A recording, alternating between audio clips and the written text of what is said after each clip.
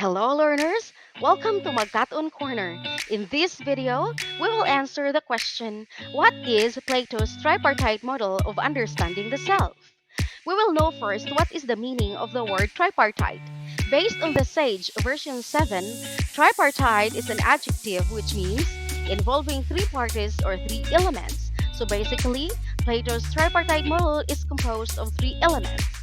Based on Plato's principle of non-contradiction, if it seems that each person has only one soul, it should be impossible for a person to simultaneously desire something, yet also at that very moment be averse to the same thing, as when one is tempted to commit a crime but also averse to it.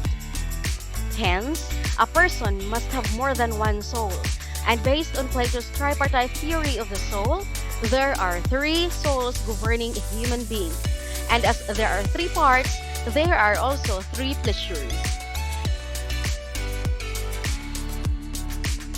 Plato's viewpoint holds that the soul consists of three types of elements.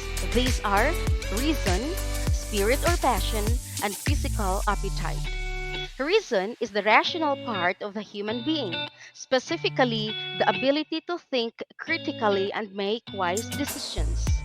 This component must function properly. The spirit, on the other hand, is the emotional part because it is made up of the basic emotions that the self experiences, while the physical appetite is the appetitive part because it satisfies a person's basic needs, such as hunger, thirst, and sexual desires. Furthermore, Plato believed that money is the primary agent in the gratification of the appetites, with the goal of gaining pleasure and affection. As a result, he regarded it as money-loving and gain-loving. The spirited part, on the other hand, is obsessed with power, victory, and celebrity. As a result, he labeled it as strife-loving and honor-loving. And the part by which we learn, the rational part, is obvious to everyone that its entire and constant aim is to know how the truth stands, and that this of all the elements of our nature feels the least concern for wealth and reputation. Hence, he called it knowledge-loving and wisdom-loving. For these reasons, he asserted that men can be classified as lovers of wisdom, lovers of strife, and lovers of gain. This theory implies that in order for a human soul to achieve harmony, order, and peace, the rational part must be in command of the spirited and, more importantly, the appetitive part.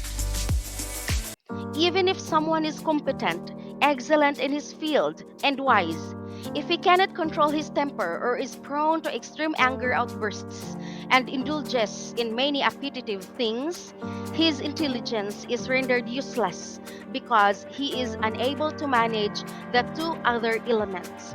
As a result, that individual is unable to achieve harmony, order, and peace. I hope you learned something from this discussion.